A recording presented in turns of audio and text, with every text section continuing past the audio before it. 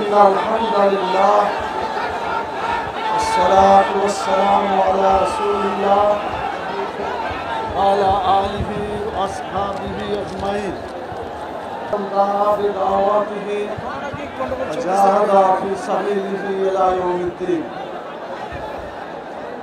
বাংলাদেশ জামাত ইসলামী কেন্দ্র কর্তৃক আয়োজিত আজকের এই ঐতিহাসিক মহাসমাবেশের সম্মানিত সভাপতি, সম্মানিত কেন্দ্রীয় জাতীয় নেতৃবৃন্দ,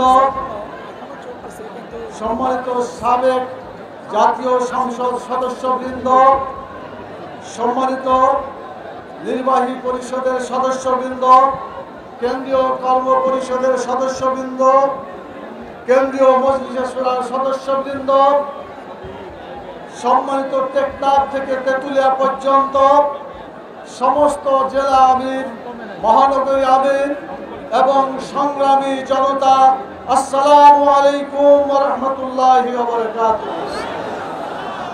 আমি বিশেষভাবে ধন্যবাদ জানাই আজকে সাংবাদিক বন্ধুদের দীর্ঘদিন পরে বাংলাদেশ জামাত ইসলামীর একটা সমাবেশ মুক্ত আকাশে আমরা করতে পারছি, সেই জন্য আল্লাহ তাআলার শুকরিয়া আদায় করছি। আলহামদুলিল্লাহ। মিডিয়ায় যে সমস্ত ভাইরা সার্ভিস দিচ্ছেন, আমি তাদের সুস্বাস্থ্য এবং দীর্ঘায়ু কামনা করি। সত্যের পক্ষে কলম ধরার জন্য যে দুটি হাত আল্লাহ তাআলা দিয়েছেন, এই হাত দিয়ে যাতে সত্য কথা লিখতে পারেন, বলতে পারেন, আল্লাহ তাআলা সে তৌফিক আপনাদের দান করুন। শুরুতে আইন শৃঙ্খলা বিভাগে যারা জড়িত আছেন, আমাদের আজকের এই শান্তিপূর্ণ মহাসমাবেশে আপনারা শৃঙ্খলার কাজে সহযোগিতা করার জন্য আপনাদেরকেও ধন্যবাদ জানাই।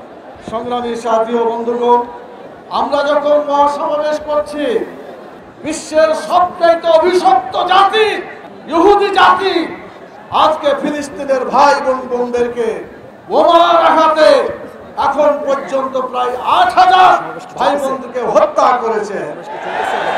আমরা আল্লাহ তাআলার কাছে দোয়া করি, আল্লাহ তাআলা তাদেরকে শহীদের মর্যাদা দান করেন।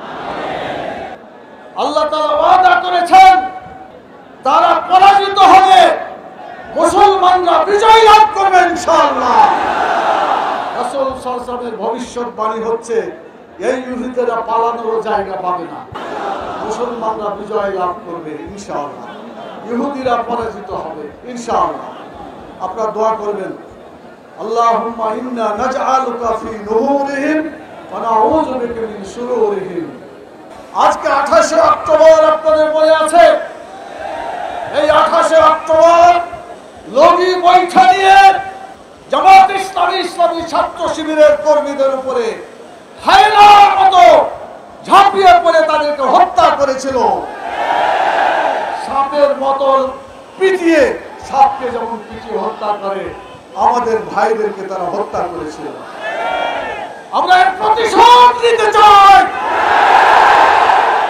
আমাদের প্রতিশোধ হত্যার বদলে হত্যা নয়, আমাদের প্রতিশোধ আমাদের ভাইরা যে কারণে শহীদ হয়েছেন, আল্লাহ তাআলা যেন তাদের সেই কাম্য যে ছিল আল্লাহর আইন এবং সৎলোকের শাসন কায়েম করা, বাংলাদেশে কোরআন এবং সুন্নাহর আইন চালু করে, আল্লাহর আইন এবং সৎলোকের শাসন চালু করে আমরা প্রতিশোধ নিবই ইনশাআল্লাহ।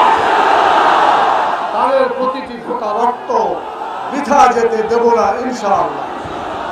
ভাইরা, আমরা খবর পেয়েছি আমাদের এই মহাসমাবেশে আসার পথে প্রায় 200 বিভিন্ন এলাকা থেকে আসছিল যারা, তাদেরকে গ্রেফতার করা হয়েছে। মহাসমাবেশে আসতে দেওয়া হয় নাই। আমরা বলতে চাই, তারা যত গ্রেফতার করেছে সমস্ত গ্রেফতারকৃত ভাইদেরকে মুক্তি দিতে হবে। বাংলাদেশ জামাত ইসলামীর সংগ্রামী আমির ডক্টর শফিকুর রহমান অন্যায়ভাবে তাকে জেলে আটক করে রাখা হয়েছে।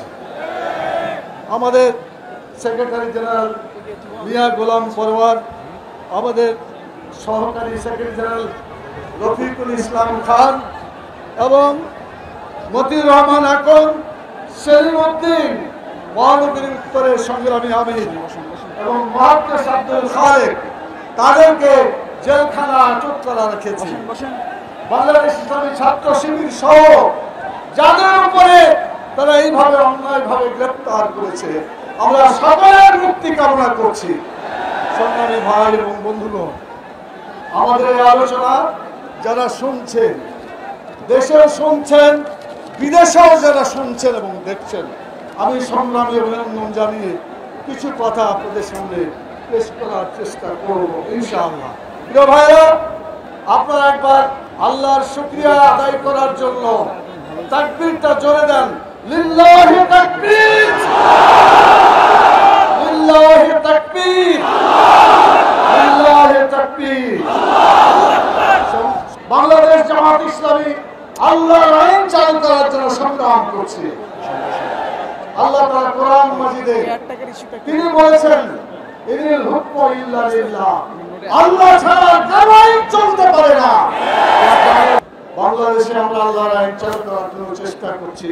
আপনারা কি রাজি আছেন ইনশাআল্লাহ? ভাইয়া, আল্লাহ বলেছেন সৃষ্টি যার আইন চলবে তার। চিৎকার করে বলেন সৃষ্টিকার, আইন চলবে কার? বর্তমানে আইন চলছে কার? মানুষের। আমরা আল্লাহর আইন চালু করব। মানুষের ইসলাম বিরোধী যত আইন আছে, সাম্রাজ্যবাদ, ধর্মনিরপেক্ষবাদ, সমাজতন্ত্রবাদ, সকল বাদকে খতম করে দিয়ে আল্লাহর আইন আমরা চালু করব ইনশাআল্লাহ। ভাইরা, সেজন্য আমাদের উদ্দেশ্য হচ্ছে ইসলামী রাষ্ট্র চালু করা। মুহাম্মদ রাসূলুল্লাহ সাল্লাল্লাহু আলাইহি সাল্লাম মদিনায় যেভাবে ইসলামী রাষ্ট্র চালু করেছেন, বাংলাদেশকে সেই আদলে ইসলামী রাষ্ট্র আমরা কায়েম করতে চাই। প্রিয় ভাইরা, সেই ইসলামী রাষ্ট্র কায়েম করতে হলে আল্লাহ তাআলা বলেছেন, হাতে যদি ক্ষমতা আসে, আল্লাযীনা ইম্মাক্কানাহুম ফিল আরদ আকামুস সালাত ওয়া আতাউয যাকাত ওয়া আমারু বিল মারুফ ওয়া নাহাউ আনিল মুনকার।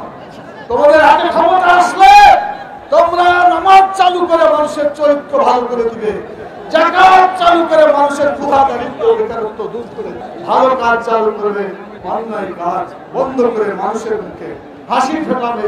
আমরা সেই আন্দোলনকে বেগবান করবো, আল্লাহর দ্বীনকে বিজয়ী করবো। কেয়ারটেকার সরকার ছাড়া বাংলাদেশে কোনো নির্বাচন হতে পারবে না। সংগ্রাম করছি, জীবন দিয়ে হলেও মানুষের অধিকার প্রতিষ্ঠার জন্য আমরা কাজ করবো। আপনারা রাজি আছেন ইনশাআল্লাহ? ধৈর্যের সাথে এই আন্দোলন চালিয়ে যাওয়ার আহ্বান জানি। আমি আমার সংক্ষিপ্ত কথা এখানেই শেষ করছি। সুবহানাকা আল্লাহুম্মা ওয়া বিহামদিকা আশহাদু আল লা ইলাহা ইল্লা আনতা আস্তাগফিরুকা ওয়া আতুবু ইলাইকা।